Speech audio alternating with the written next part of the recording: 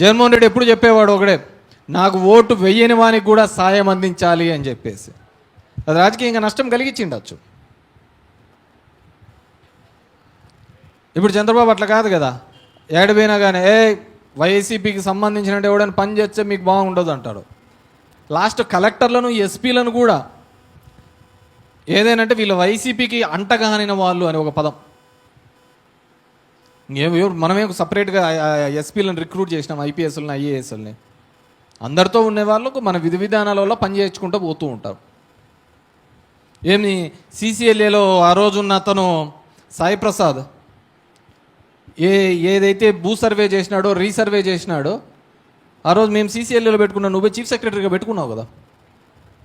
ఆ రోజు వైఎస్ఆర్సీపీకి అంటగాగిన వానని చెప్పి నువ్వు పెట్టుకోకుండా ఉండలేరు, ఎందుకు పెట్టుకోలేకపోయినారు?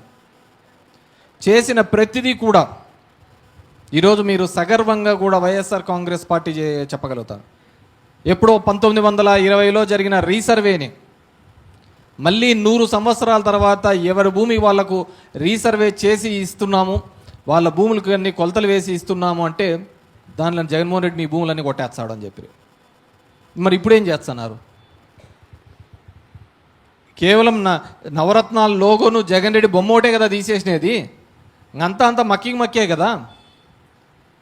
20 ఏండ్ల వరకు సాగులో ఉండి ఎలాంటి క్రయ విక్రయాలు జరగకపోతే ఆ భూమిని కొనుక్కోవచ్చు, అమ్ముకోవచ్చు అని ఫ్రీ హోల్డ్లో పెట్టి తీసేసినది ఎవరు? జగన్మోహన్ రెడ్డి కాదా అని చెప్పేసి నేను అడుగుతున్నాను. కాదా నేను అడుగుతున్నాను. లక్షల ఎకరాలకు ఆ విధంగా కొనుగోలుకు చేసే శక్తిని ఇచ్చినది జగన్మోహన్ రెడ్డి. అవి కూడా దాంట్లో అక్రమాలు చెప్పినాయని చెప్పేసి 2.5 సంవత్సరం ఆయన నిలబెట్టినారు. 1900 దగ్గర 20 సంవత్సరాల కిందట ముదిగుబ్బలో పరిటాల రవి చనిపోయినప్పుడు మొత్తం ఎంఆర్ఓ ఆఫీస్ అంతా అంటించినారు. ఒక్క రికార్డు లేదు ఆడ ఎంఆర్ఓ ఆఫీస్లో.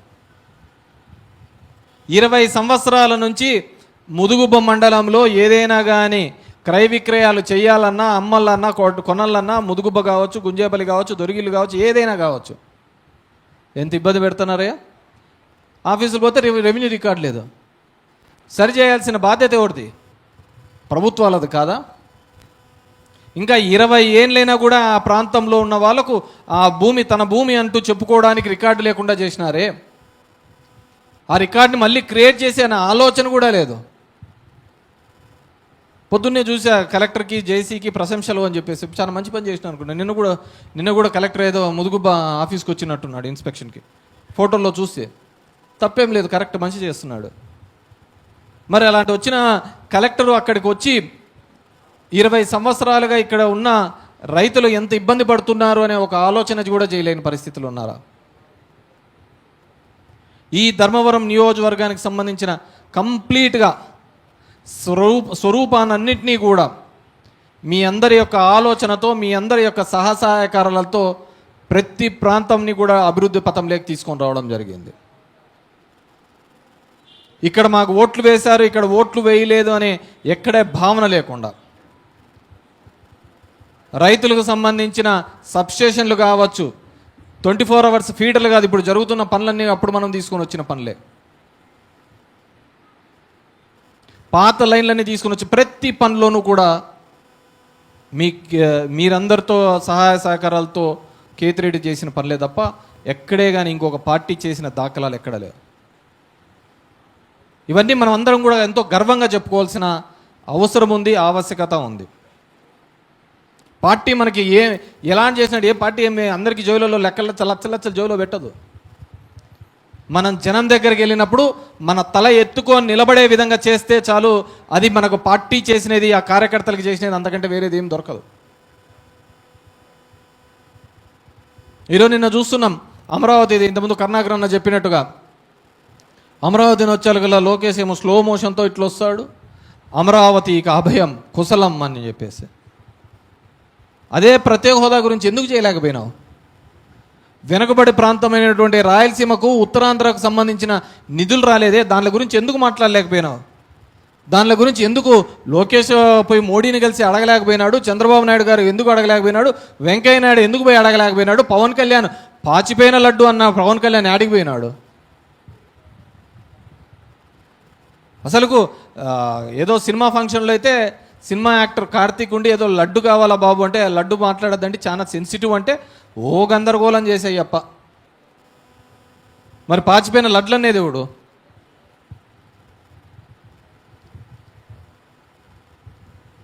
ఎంతటి నీచానికైనా ఈ కూటమి పోయే ప్రమాదం ఉంది. వైఎస్ఆర్ కాంగ్రెస్ పార్టీ కార్యకర్తలు నాయకులు అప్రమత్తం లేకపోతే ఎంతటికైనా దిగజారే పరిస్థితి ఉంది. దేవుళ్ళ పేరు మీద, కులాల మీద, మతాల మీద చిచ్చు పెట్టే ప్రమాదం ఉంది. ఏం మనకంటే పెద్దగా పూజిస్తారా? మనకంటే దేవుని పెద్దగా కొలుస్తారా? మేము దేవుళ్ళని నమ్మితే నువ్వు అమ్ముతావు అంతే. మేము ఊరు బాగుండాలి, అందరం బాగుండాలని దేవుని ప్రార్థిస్తే మాకు ఓట్లు ఎట్లా రావాలి అని దానిని ఏ విధంగా చీల్చల్లా అని చెప్పేసి రాముడు, కృష్ణుడు, వెంకటేశ్వర స్వామి ఇట్లా ఎంతమంది దేవతలు ఉన్నారు, ఎంత ఇంపార్టెంటో మా ఊర్లో ఉన్న మారెమ్మ అంతే ఇంపార్టెంటే, మా ఊర్లో ఉన్న చౌడమ్మ అంతే ఇంపార్టెంట్, మా ఊర్లో ఉన్న గంగమ్మ అంతే ఇంపార్టెంట్, మా ఊర్లో ఉన్న పెద్దమ్మ కూడా అంతేగా కొలుస్తాం మేము. మా ఊరికి ఏ కష్టం వచ్చినా ఆ గంగమ్మ దగ్గర పోయి ఏదైనా చేస్తేనే మా ఊరి కష్టం తీరుతుందని నమ్ముతాం. ఇది భారతదేశంలో ఉన్న సంస్కృతిలో, భారతదేశంలో ఉన్న కల్చర్లో ఇది ఒక భాగం. దాన్ని కూడా నువ్వు రాజకీయాలకు వాడుకుంటా అంటే మీరొక్కరే దేశభక్తులు, మేమంతా దేశద్రోహులు అన్నట్టుగా దేశాన్ని అమ్మకాలు పెట్టినారు వాళ్ళు. మీరు కూటమి ప్రభుత్వం దేశాన్ని అమ్మకాన్ని పెట్టినారు. ఏందో అమరావతి అమరావతి అమరావతి అంటారు. హైదరాబాద్లో ఐఎంజీ స్కామ్లో ఢిల్లీ రావు ప్రభుత్వం అయిపోయిన తర్వాత ఢిల్లీ రావు అనే వ్యక్తికి ఈయన రాసి ఇచ్చినాడు చంద్రబాబు నాయుడు. ఢిల్లీ రావా ఢిల్లీ రావు 50,000తోనో 60,000తోనో రాసిచ్చినాడు 400 ఎకరాలు. ఈరోజు దాని విలువ ఎంతో తెలుసా? మొన్న 22,000 కోట్ల రూపాయలు. ఈరోజు మరింత అతిపెద్ద స్కామ్ జరగబోతుందంటే అది అమరావతిలో జరిగిపోతుంది. రూపాయి ఇస్తే చాక్లెట్ బిల్లలు వస్తాయో లేవో తెలియదు కానీ ఈడ 100 ఎకరాలు మాత్రం ఈయన ఇస్తా పోతున్నాడు. భవిష్యత్తు తరాల పిల్లలకి ఏం కావాలో తెలియదు. ఈరోజు రైతులు చూడుకోండి, మీరు గ్రామంలో ఇక్కడున్న వాళ్ళందరూ రైతులే. ఏ పంట గిట్టుబాటు ధర ఉంది? ఒక్క పంటకు గిట్టుబాటు ధర ఉందని చెప్పాము. నిన్నటి వరకు శనిక్కాయ ఏదో రేటు ఉందన్నారు, ఈరోజు చూస్తే శనిక్కాయ రేట్ లేదు. మాట్లాడాల్సిన అచ్చెన్నాయుడు అయితే జగన్మోహన్ రెడ్డి గన్ను తీసి కాల్చల్లా అంటాడు. నీకు ఆల్రెడీ కింద ఒకసారి కాల్చినట్టున్నారు.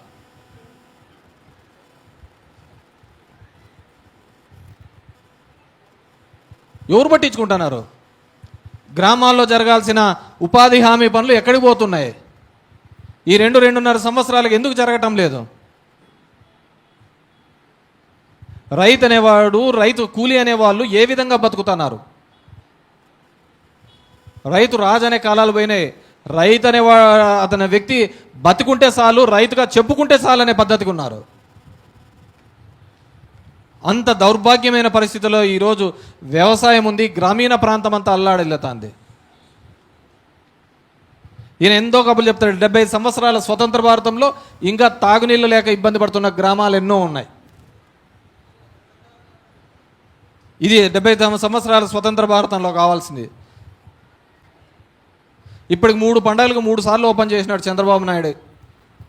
ఓసారి ఉగాదికి, ఇంతకుముందు ఇంటి పండగ అని చెప్పేసి ఒక్క ఇండ్లు కూడా మంజూరు చేయకుండా ఇన్ని ఇండ్లు ఓపెన్ చేసినాడంటే చాలా గొప్ప నాయకుడు అతను.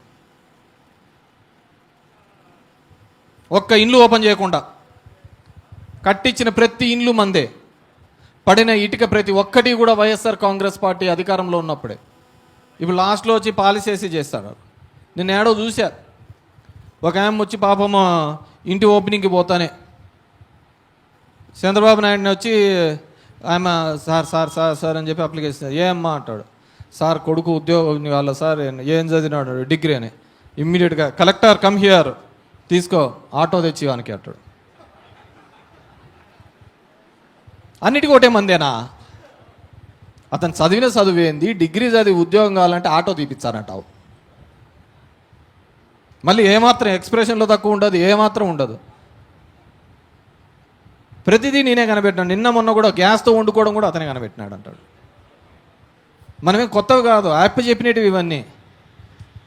ఎలా భరిస్తున్నామో, ఎలా బతుకుతున్నామో ఈ ఆంధ్రప్రదేశ్ రాష్ట్ర ప్రజలు దండం పెట్టుకోవాలా. కేసీఆర్ అంటాడు కదా, ఆంధ్రప్రదేశ్ ప్రజలు నిన్ను ఎట్లా భరిస్తున్నారో నాయన అని చెప్పి. ఫోను నేనే అంటావు, ఎయిడ్స్ నేనే అంటావు, అన్నీ నేనే కనిపెట్టినాను అంటావు. ఈరోజు గ్రామీణ ప్రాంతంలో ఎంత ఇబ్బంది పడుతున్నారు. జనం దగ్గర డబ్బులు లేవు, కొనుగోలు శక్తి లేదు. ఆ రోజు పేదవాడికి అండగా ఉండాలి అని చెప్పి జగన్మోహన్ రెడ్డి పథకాలు ఇస్తే, ఆ పథకాలు ఇచ్చిన వేరే దానిలో కదా, నీ పిల్లల చదువు కోసం ఇచ్చినాడు. మహిళా సంఘాలు తన కాళ్ళ మీద తనను నిలబెట్టడం కోసం చేయూత ఇచ్చినాడు. చిన్న చిన్న అంగల్లో ఉన్న దానిలకు ఆసరా పథకం ద్వారా ఆదుకున్నాడు. ఒక క్యాలెండర్ రూపంలో ఇచ్చి నెల నెల ఇంత డబ్బులు పడుతుంటే అది ఒక నమ్మకంగా ఉండేది. వచ్చే నెల శ్రీలంక అని ఏడ్చిరి. ఈరోజు చూడుకోండి ఎలా ఉన్నారు వాళ్ళ పరిస్థితి. ఎంత ఇబ్బందికరమైన పరిస్థితులలో వాళ్ళు ఉన్నారో చూడండి. ఎంత ఇబ్బంది అంటే అంత ఇబ్బందికరమైన పరిస్థితులు. కొనుగోలు శక్తి లేదు. ఉగాదులు వస్తున్నాయి, సంక్రాంతులు వస్తున్నాయి, అన్నీ వస్తున్నాయి. బాబు చెప్పిన హామీలు మాత్రం కనపట్టానులే. పండగలు పోతానే ఉన్నాయి. ఏమంటే సూపర్ 6 సూపర్ హిట్. మనది మంచి ప్రభుత్వం. ఎవరు చెప్పాల మంచి ప్రభుత్వం? జనాలు చెప్పాలా. మనకు మనం అనుకుంటా అంటే సరిపోతా అంటే అది మంచి ప్రభుత్వం అని చెప్పేసి. ఈరోజు వచ్చిన మీ అందరికీ కూడా చంద్రబాబు నాయుడు గారు చేస్తున్నటువంటి మోసాల గురించి వివరించాల్సిన అవసరం ఉంది, మాట్లాడాల్సిన అవసరం ఉంది, ఆవశ్యకత ఉంది. ఇప్పటికే గ్రామాన కూడా వార్డు కమిటీలన్నీ కూడా వేయడం జరిగింది, గ్రామ కమిటీలన్నీ వేయడం జరిగింది. వీటన్నిటిలో కూడా యాక్టివ్గా ఉండి జగన్మోహన్ రెడ్డి గారి ప్రభుత్వాన్ని ముందుకు తీసుకొని పోవడంలో మీరందరూ కూడా భాగస్వాములు కావాలని చెప్పేసి ఇక్కడ విచ్చేసిన మీ అందరికీ కూడా మరొక్కసారి పేరు పేరున విన్నవించుకుంటున్నాను.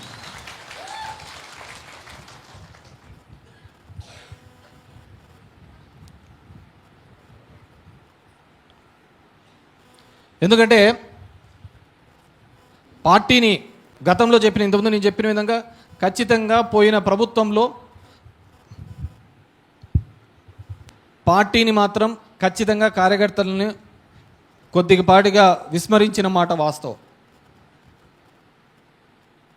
జనానికి మేలు చేయాలనే ఆలోచన మీద ఎక్కువగా ఉన్నారు తప్ప ఇవి ఆలోచించలేదు. కానీ జగన్మోహన్ రెడ్డి గారు మేము పదే కూడా ఆయన కూడా చెప్తున్నాడు, రాబోయే జగన్మోహన్ 2 ఖచ్చితంగా కార్యకర్తలతోనే ప్రతి ఒక్క పథకము కూడా ముందుకు తీసుకొని పోతుంది, వాళ్ళని ముందుకు పెట్టుకునే చేస్తున్నామని చెప్పేసి.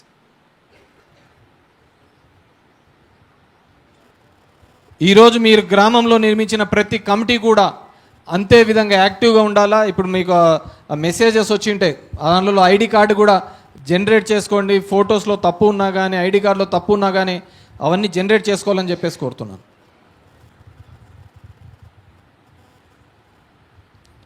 ఎందుకంటే చాలా విధాలుగా చూపిస్తాడు. 3 రోజుల కిందటి వరకు ఒకటి నడిపించినాడు. ఎప్పుడైతే పుత్తా మహేష్ అనే అతను డ్రగ్స్ తీసుకున్నాడు అని చెప్పేసి మనం తీసుకొని వచ్చామో ఇమ్మీడియట్గా వైఎస్ సునీత వచ్చేది, షర్మిల వచ్చేది. చూడండి, ఎప్పుడు కావాలంటే అప్పుడు సినిమాలో క్యారెక్టర్లు వచ్చినట్టు వస్తాయి వీళ్ళు. మళ్ళీ డైవర్ట్ చేయడం, మళ్ళీ దాన్ని మర్చిపోవడం, మళ్ళీ కొత్త సబ్జెక్ట్ తీసుకొని రావడం, దీన్ని కొన్నాళ్ళు నడిపించడం. నిన్న మొన్న నుంచి ఆరోగ్యశ్రీ బిల్లులు రాలేదని హాస్పిటల్స్ మూతపడ్డాయి. ఫీజు రియంబర్స్మెంట్ రావడం లేదని కాలేజీ వాళ్ళు ఘోష పెడుతున్నారు. 2.5 సంవత్సరం అవుతుంది ఊర్లలో ఎక్కడైనా కానీ ఒకటి కొత్త పెన్షన్ ఇచ్చినాడా? మందైతే 6 నెలలకు ఒకసారి వచ్చాను.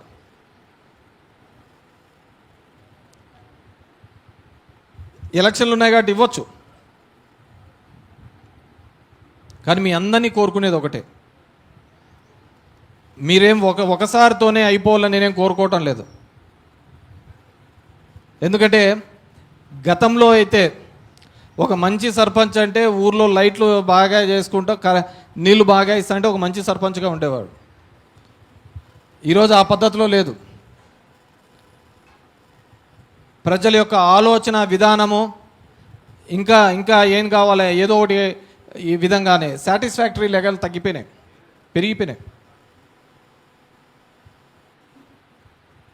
కాబట్టి మనం నిత్యం అందుబాటులో ఉండి వాళ్ళకు మొత్తం సర్వీస్ చేసుకుంటూనే వస్తూనే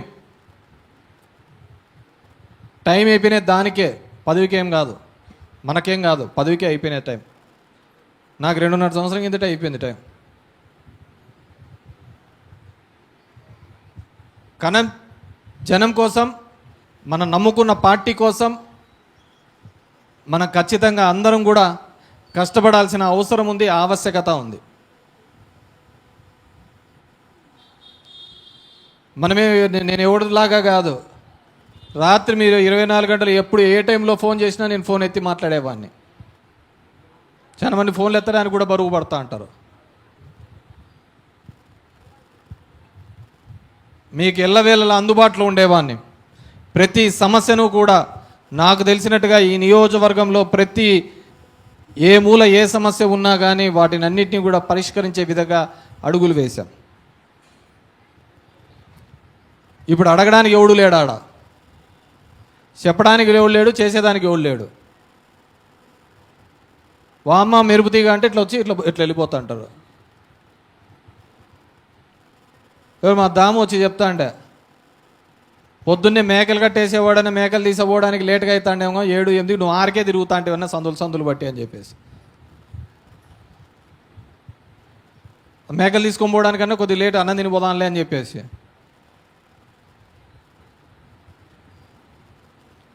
ఆ విధంగా తిరిగాము, జనం కోసం నిలబడ్డాము. వైఎస్ఆర్ కాంగ్రెస్ పార్టీ జగన్మోహన్ రెడ్డి గారి యొక్క ప్రభుత్వం మనకు అన్ని విధాలుగా కూడా సచివాలయాలు కావచ్చు, హాస్పిటల్స్ కావచ్చు, వెల్నెస్ సెంటర్స్ కావచ్చు, అన్ని విధాలుగా కూడా ప్రతి పేదవాడికి అండగా ఉండే విధంగా తీసుకొని రావడం జరిగింది. ఈ 5 సంవత్సరాలు పార్టీతో నాతో నడిచి వివిధ ప్రలోభాలైన పెట్టినప్పటికీ కూడా ముందుకు నడిచినటువంటి మీ అందరికీ కూడా మరొక్కసారి పేరు పేరున ధన్యవాదాలు తెలియజేసుకుంటున్నాం. మీరు పదవిలో ఉండేటప్పుడు ఒక విధంగా ఒక బాధ్యత ఉంటుంది, ప్రతిపక్షంలో ఉన్నప్పుడు ఇంకో విధమైన బాధ్యత ఉంటుంది. ప్రతిపక్షంలో ఉన్నప్పుడు ప్రతిపక్ష పార్టీ మనం ఉన్నప్పుడు అధికారంలో ఉన్న వాళ్ళు చేసే ప్రతి తప్పును కూడా మనం ఫైట్ చేయాల్సిన అవసరం ఉంటుంది.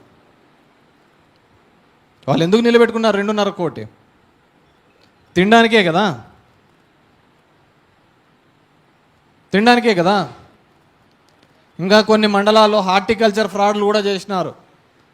అవి కూడా తొందరలోనే వాళ్ళందరినీ కూడా వెనక్కి పంపిస్తా, జైల్లోకి పంపిస్తా. టమోటా చెట్ల మీద దీనిల మీద కూడా మీకు తెలియకుండానే మీ పేర్ల మీద ఎత్తినారు. అవన్నీ కూడా తొందరలోనే వస్తాయి.